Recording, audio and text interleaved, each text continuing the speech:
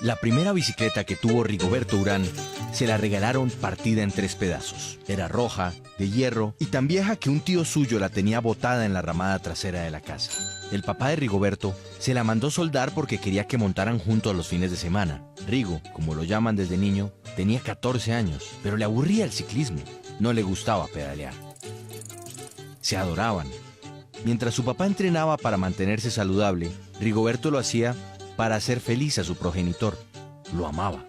Un día, en los vientos de agosto del año 2001, don Rigoberto de Jesús Urán salió a entrenar con otro amigo en su bicicleta. No llevó a su consentido Rigo porque la salida era muy temprano y el muchacho debía ir a estudiar. Don Rigoberto no regresó sobre las 7 de la mañana como era de costumbre. Al regresar del colegio, le contaron a Rigo que su padre no aparecía. El muchacho sacó su bicicleta roja y como loco salió a preguntarlo en el hospital, en la estación de policía, y aunque su papá no bebía, lo buscó en las cantinas de Urrao. Pero nada, no había rastro del hombre. Al día siguiente llegarían con esa noticia que físicamente le quita el aire a cualquier ser humano. Esa que lo hace golpearse contra las paredes y en algunos casos que posterga el odio para toda la vida. Paramilitares habían matado al padre de Rigoberto Urán.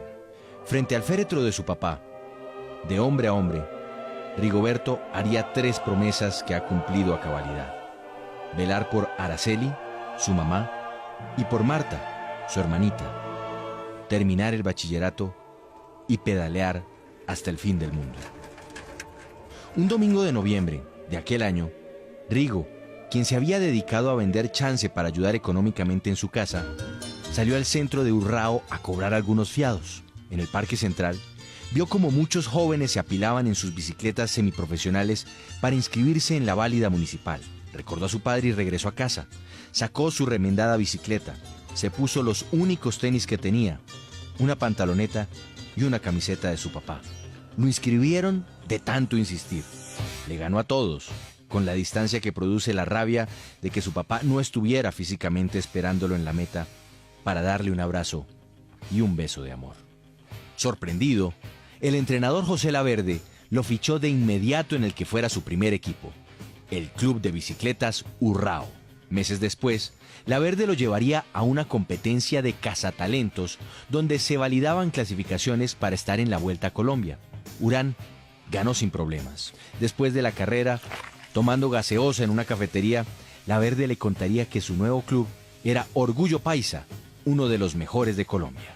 En el año 2005, llevó a la sala de su casa más galardones que cualquier otro deportista en Colombia: 7 medallas de oro del Campeonato Nacional en Pereira, y fue la revelación en el Campeonato Panamericano, donde recibió otras 5 preseas de oro. Como si necesitara adornar más la pared de su casa, ganó la Vuelta a Porvenir y la Vuelta de la Juventud en Venezuela.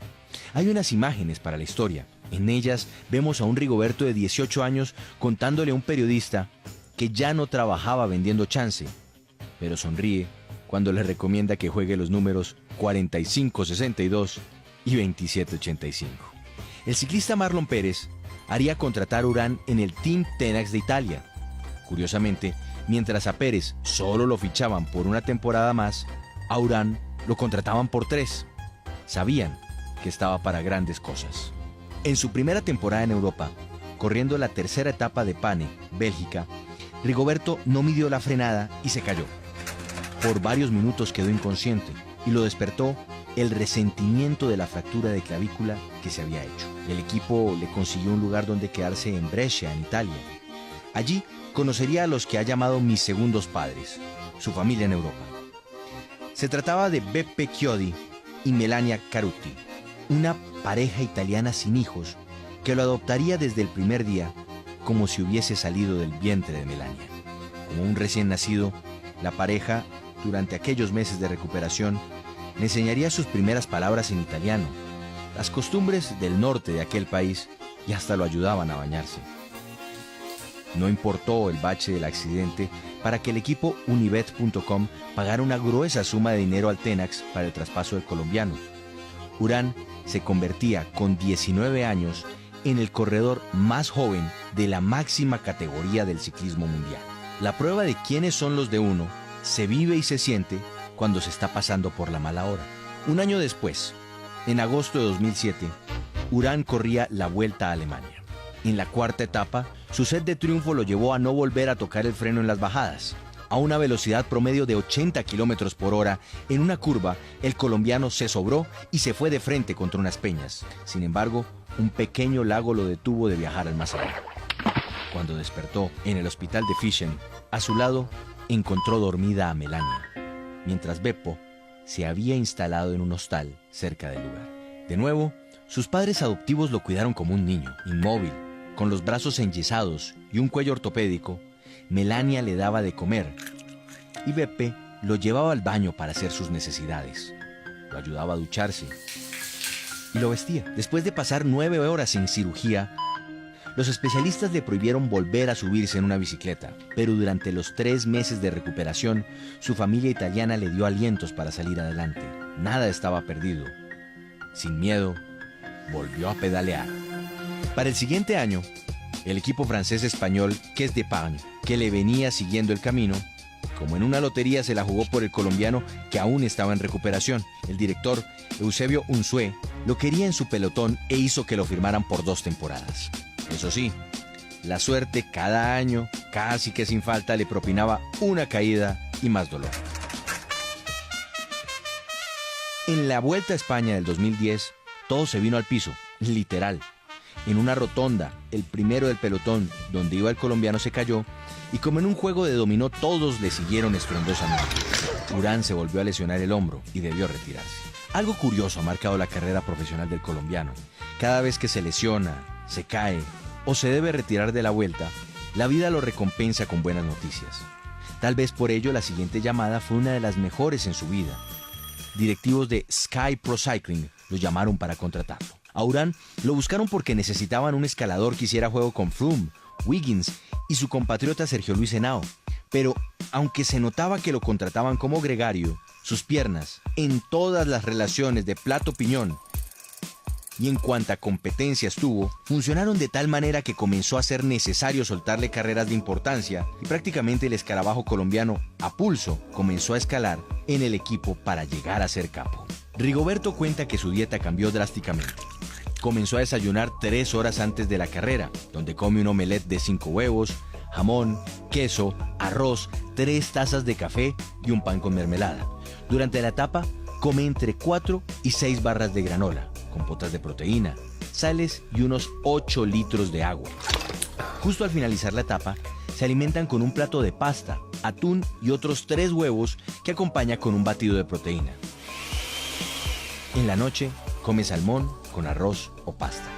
Muy pocos saben que Urán no lo iban a dejar correr aquellos olímpicos en los que ganó la histórica medalla de plata. Solo a última hora el comité le dio el permiso. Curiosamente, a las 11 de la mañana, en la partida, los 3 colombianos solo hablaban de lo bello que era el Palacio de Buckingham.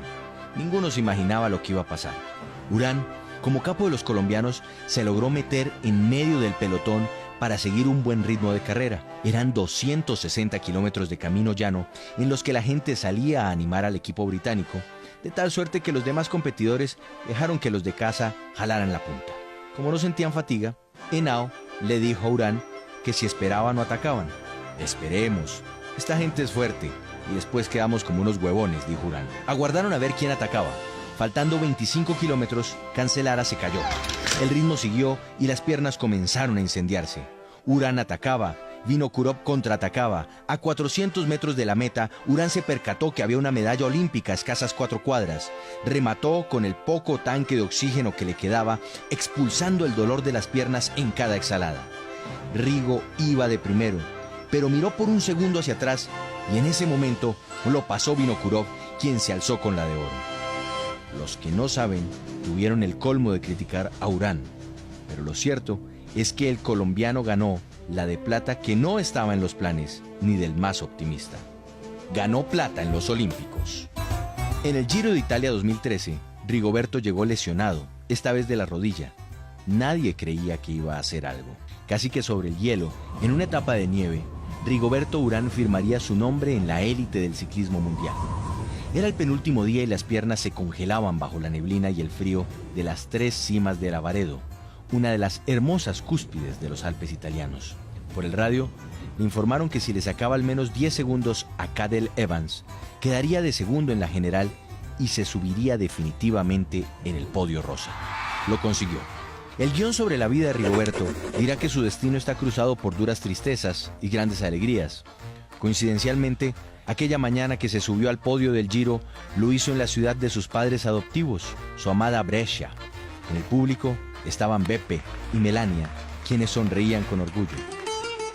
Araceli, su mamá, hacía lo propio en Colombia, mientras le contaba a un periodista que al berraco de su hijo nada lo cansaba. Hoy, Rigoberto Urán tiene 5 bicicletas de carbono para competir.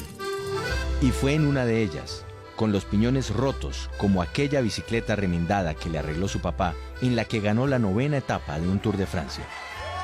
Hecho que dejará su nombre en los anaqueles de la historia, aunque curiosamente, en sus inicios, solo se subía a la fuerza a una bicicleta solo, porque a su viejo, ese que le decía mijito, le encantaba el ciclismo.